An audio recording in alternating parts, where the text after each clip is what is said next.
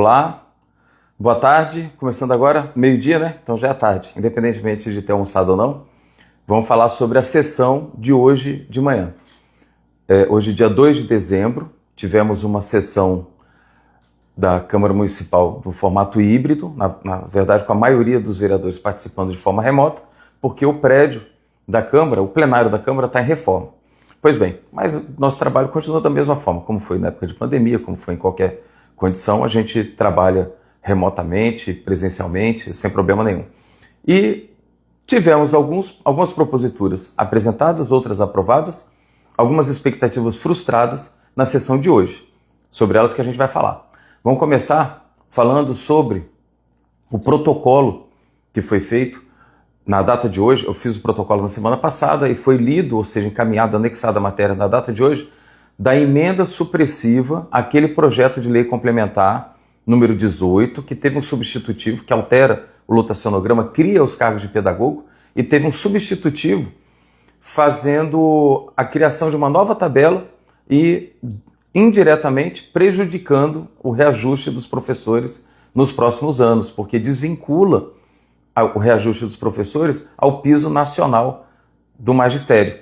Aí teria somente o RGA. O que acontece com isso? Com os professores, que obviamente já têm a formação de nível superior, todos que fazem o concurso são assim, eles só seriam alcançados por um eventual piso nacional do magistério daqui a uns 6 ou 7 anos. O que ia acontecer? Em outros municípios que aplicam o piso, a tabela, da forma correta, aplicada desde o nível médio de magistério. É assim que está na Lei 11.738.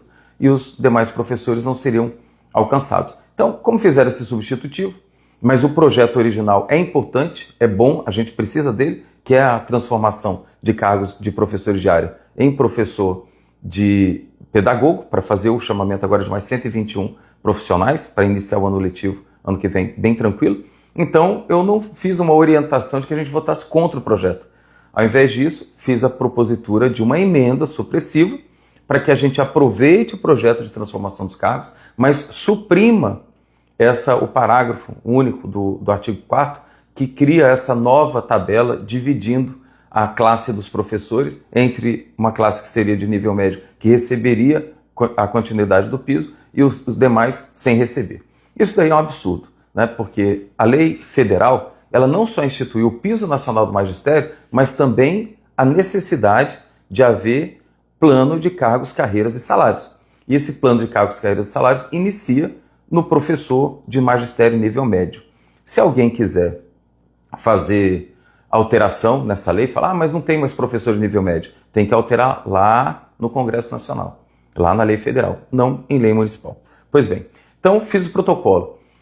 Expectativa frustrada porque eu tenho conhecimento, havia notícia na semana passada de que teria sido protocolado uma nova alteração nesse projeto de lei complementar, retirando a emenda, ou seja, o substitutivo, ou seja, voltando ao projeto original. Como não apareceu, não foi pedido inclusão, não foi lido, então mantive o meu projeto de emenda supressiva. Falar, tia, se depois eles tirarem, aí você tem que tirar também? Não, ele perde objeto. Se tirarem esse artigo, esse parágrafo único do artigo 4º, aí a minha emenda não precisa mais. Mas isso só quem pode tirar é o executivo. Se não tirarem, então no dia da votação vai ter que ser votada a minha emenda antes de votar o projeto. Então o projeto passa a ser alterado com a emenda e a gente vota o projeto. Então vamos continuar atento, principalmente aí os professores, todos os professores, profissionais técnicos da educação, porque todos serão afetados caso isso aconteça. Lembrando, precisamos da transformação dos cargos para adiantar a convocação dos pedagogos ainda este ano. Se não acontecer, no ano que vem, vai ter que mandar em janeiro um projeto de lei para a Câmara, aí pode criar cargo, agora não pode, por isso que vai transformar. Vai ter que mandar um projeto de lei para a Câmara, criando esses cargos e mais outros que vão ser necessários ser criados, e aí depois de tramitar na Câmara, aprovar, publicar, aí fazer a convocação, com aquele prazo de 30 dias, ou seja, atrapalhando nosso calendário. Ok? Então, estamos atentos, vamos cuidar disso daí e continuando em outras searas. Apresentei também uma indicação que é uma demanda, uma necessidade do nosso município. Nós somos um município com um forte apelo cultural, nós temos muitos trabalhadores da cultura. E esses trabalhadores da cultura, eles devem fazer parte de uma coisa chamada CPF da cultura. CPF da cultura não é um número. CPF da cultura é o cadastro, é o Plano Municipal de Cultura e é o Fundo Municipal de Cultura.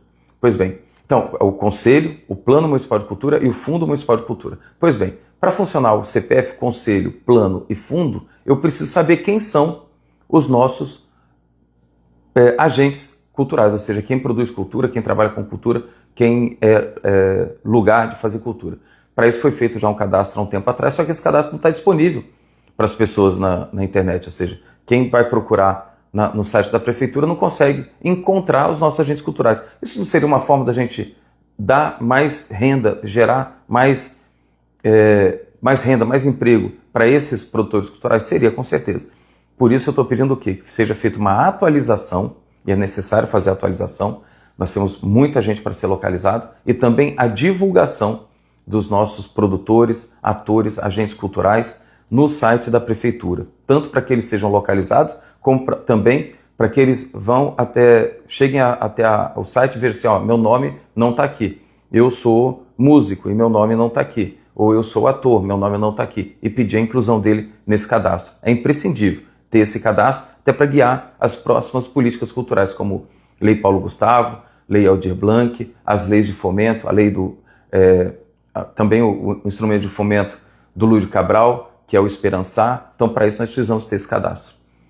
E uma outra demanda repetida, já apresentada no passado e agora novamente, em defesa dos servidores públicos, que são as pessoas que prestam os serviços públicos que nós dependemos, que todos os cidadãos precisam, é chegar finalmente a acabar com o fornecimento de comida lá na UPA, para as pessoas que estão lá trabalhando 12 horas por dia, que são esses que têm direito, acabar com o fornecimento de comida e substituir pela concessão de um vale-refeição. O vale-refeição ele vai ser dado na quantidade dos dias que a pessoa for fazer plantão. Então, se ela for fazer 10 plantões no mês, ela vai receber o valor correspondente a 10 refeições. Porque hoje a gente paga aproximadamente R$22 por cada marmita. Na semana passada, novamente, tivemos caso das marmitas estarem com larvas de mosca varejeira. Aí as pessoas vão ser atendidas na UPA, vão encontrar pessoas que simplesmente se encontrem uma marmita, ninguém mais come. E as pessoas com fome ficam como? Se a pressão já é grande, imagine a pressão com fome, ou elas tendo que tirar o dinheiro do bolso para comprar a sua marmita, comprar a sua comida fora, porque ninguém vai comer daquela. Então é imprescindível que a gente faça essa substituição. É mais vantajoso para o município, não vai ter desperdício, não vai ter marmita jogada fora, o valor vai ser pago diretamente ao técnico de enfermagem, ao enfermeiro, ao médico, ao técnico administrativo, ao maqueiro, ao motorista, a quem estiver lá, e ele vai ter a liberdade de tanto pedir a comida, se for o caso, ou eventualmente preparar a sua comida e levar. Nós sabemos que nós temos pessoas que são celíacas, que são intolerantes à lactose, que fazem dietas restritivas de algum tipo de alimento, e essas pessoas têm fundamentação religiosa, né? Por exemplo, não comem carne de porco, como é o caso tanto de judeus quanto de adventistas. Então, essas pessoas têm direito a ter a sua dieta respeitada. E a forma de efetivar isso é com o fornecimento do vale-refeição. Até porque nós também temos a questão de todo um comércio local que, com as pessoas fazendo pedido de comida, vai ser aquecido, ou seja, vamos pulverizar esse fornecimento. Então, essas foram as nossas proposituras.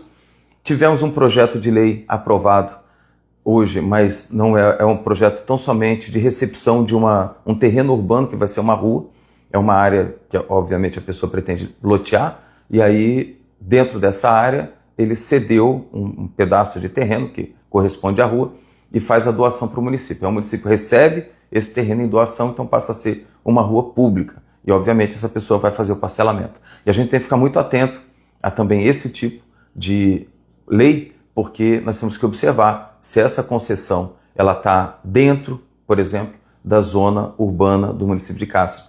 O município de Cáceres é um município gigantesco de zona urbana, mas com muita área vazia. Todo mundo vê isso.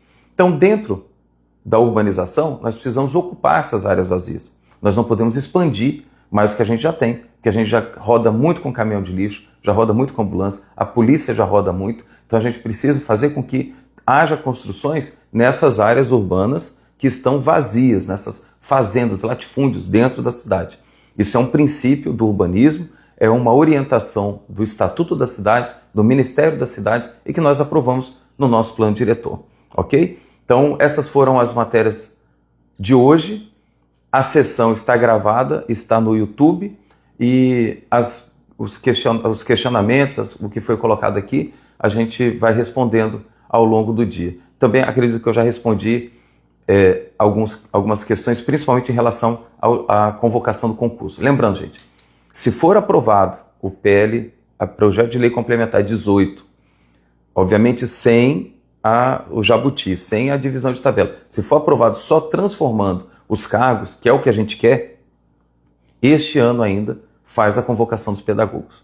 Se não for aprovado, não tem alternativa. Vai ser feito no ano que vem, depois de criar os cargos em janeiro, vai decorrer um prazo, vai ser aprovada a lei, aí vai fazer a convocação com aquele prazo de 30 dias e vão ser chamados. Não tem como não chamar para ocupar, né, essas vagas que precisam ser criadas. Ou a gente transforma ou a gente cria.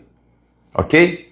Muito obrigado por quem esteve aqui. Acompanhe a gente nas redes sociais para ficar sabendo o que acontece no parlamento. Fiscalize o seu voto. As eleições acabaram de passar e tem muita gente que já começa a achar que não precisa mais cuidar da política, né? Fala que a política é época de eleição. Não. A política é o tempo todo. Então, independentemente em quem você votou, você elegeu vereadores. Fiscalize o seu voto, fiscalize os seus funcionários na Câmara Municipal, fiscalize o Executivo por meio do acompanhamento. Muito obrigado.